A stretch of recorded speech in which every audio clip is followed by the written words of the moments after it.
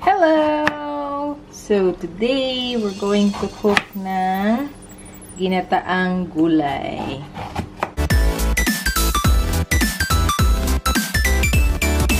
Ano lulutuin mo? Sabihin mong gustong lutoon. Sabihin ko na muna. Hola! So kami, dahil late na kami gumising, ngayon pala kami magluluto ng aming lunch, which is already 2 o'clock na. So magluluto kami ng simple... Quarantine version. Yeah, quarantine version. So we're going to cook ng simpleng ginataang gulay lang. So we have yung... Ilalagay lang namin is talong, sitaw, and kalabasa. Normally ang ginagawa namin kasi pagkagaling ng market, yung mga vegetables nilalagay namin talaga sila sa plastic trays na ganito para hindi siya masira kaagad. So, magka-cut-cut na muna kami. Unahin. Kinat ko na actually itong talong.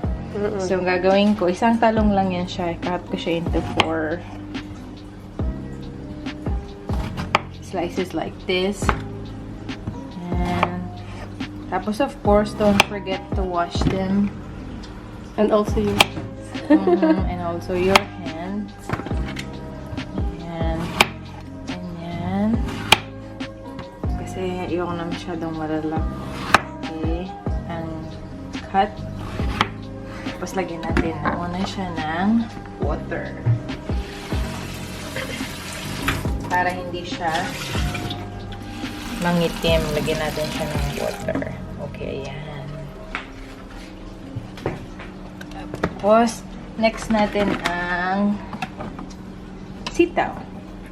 Ayaw din namin na masyadong mahaba. So, okay na yan. Ganyan. Ganito lang siya.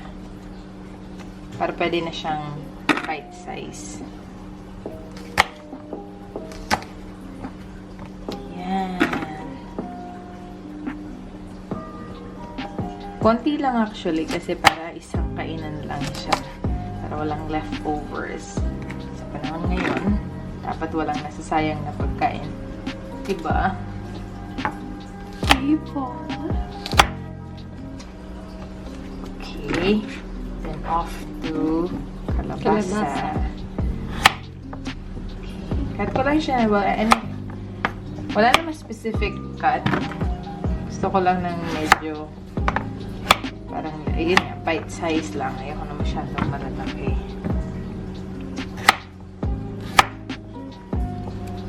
Ayan. Tansya-tansya lang yan. Tansya-tansya. Ayan. Oops. And last one. Okay. Don't forget, wash natin ang mga veggies natin.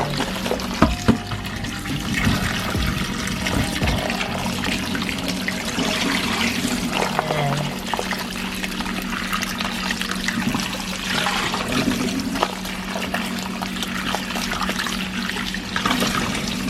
Ayan natin yun. Okay.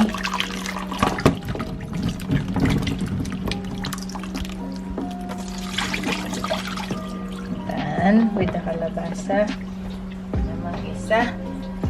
Next naman tayo sa ating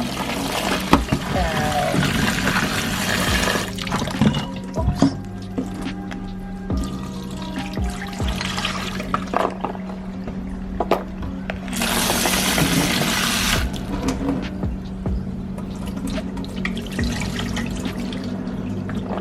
Okay. Tapos na ang ating sitaw. Then, magkakat na tayo ng bawang at sibuyas. Actually, yung iba, mas prefer nila gumamit ng sibuyas na red, yung shallots. Pero kami naman, okay naman, di naman kami mapili sa ano. Di naman kami mga chef. Tapos, and we have ng, ayan. Coconut milk. Mas gusto ko yung bottle kasi para pag may natira, nilalagay namin siya sa chiller, sa freezer. Ayan. Para hindi siya masira kaagad. So, palitan na muna natin ang ating garlic.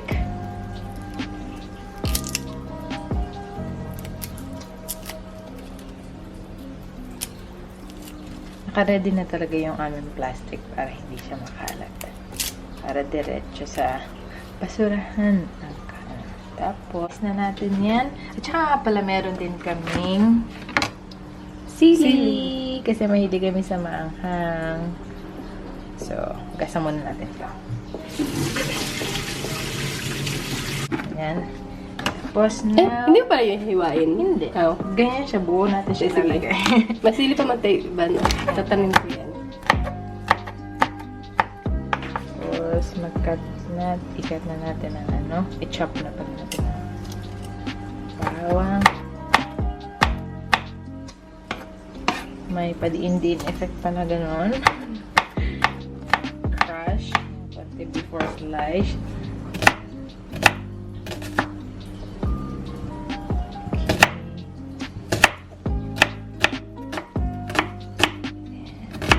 Tada! We're ready to cook.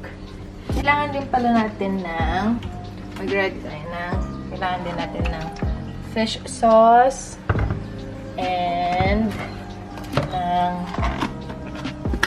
ating parang Knorr seasoning. Oh, hindi pala siya Knorr. Mali pa. Ajinomoto pala siya. Pork Parang flavor version ng seasoning. Knorr. Parang, yan. So, yun lang atin. Parang magic sarap. Oo. Oh, and oil pala. And oil. Magic Oo, sarap. parang magic sarap. And, ang ginagamit namin na oil ay coconut oil. Wait. So, mainit na yung ating pan. Lagyan na natin ng oil. Susukatin natin yung oil kasi parang hindi masyadong madami. So, okay na yan. Yan. Then, ikalat lang natin ng konti.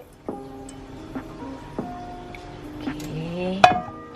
Suntayin lang natin na uminit ng konti. Okay. Pag medyo mainit na, lagyan na natin ang bawang. Try mo natin yung bawang.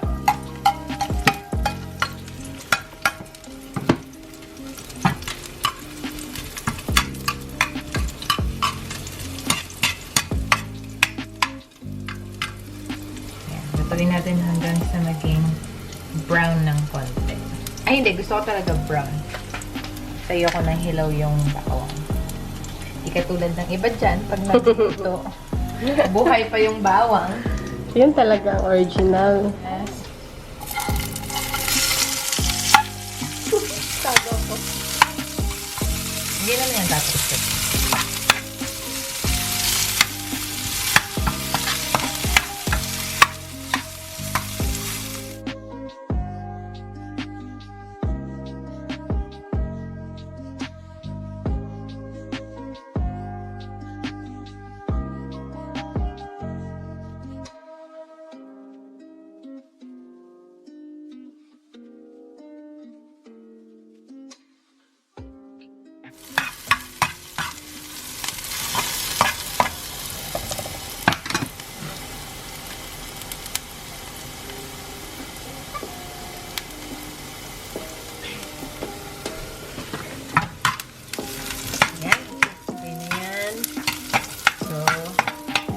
Lalagay na natin. Madali na naman actually lutuin ito kasi lalagay lang natin lahat. So, lagay na natin ang kalabasa. Sitaw.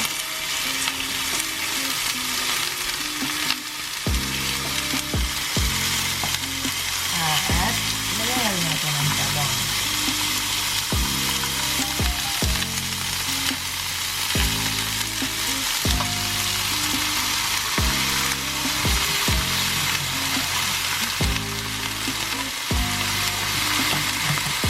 Tapos, lalagyan ko siya ng water.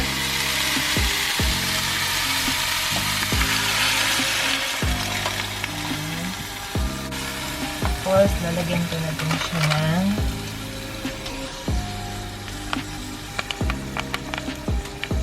Parang magic sarap version. parang magic sarap. Yes.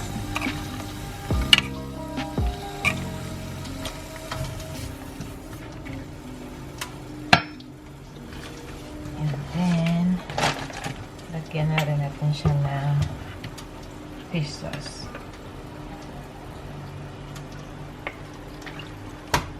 So, depende sa inyo kung gaano kaalat yung gusto ninyo. Tapos, yan na. Tatakpan natin siya.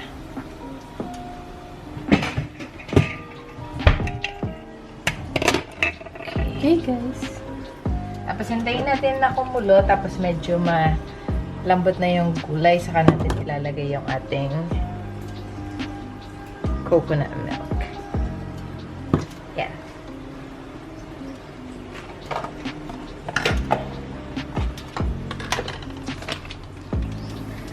So, I think medyo malambot na yung gulay. So, haluin ko lang ng konti. Yan. Turn ko lang.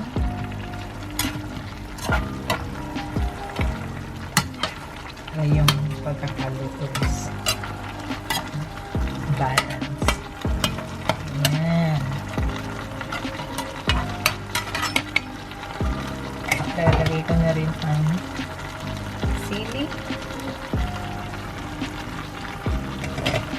And I think pwede ko na din ilagay ang ating coconut milk.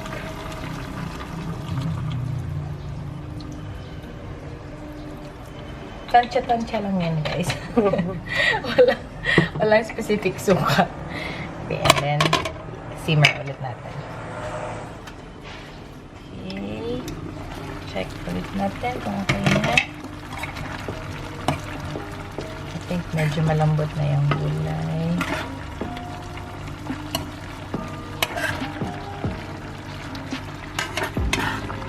Lambot natin yung ibang. Ayan. Tapos tignan natin.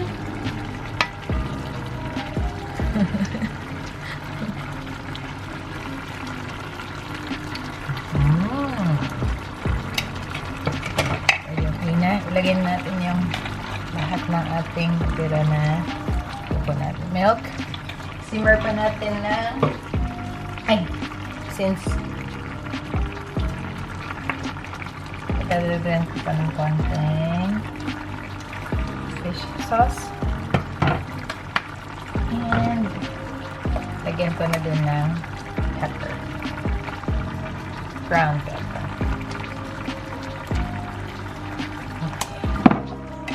Then, and ititakpan ulit natin and then simmer pa natin for 5 minutes more. And then, yun na! Food's ready. Okay?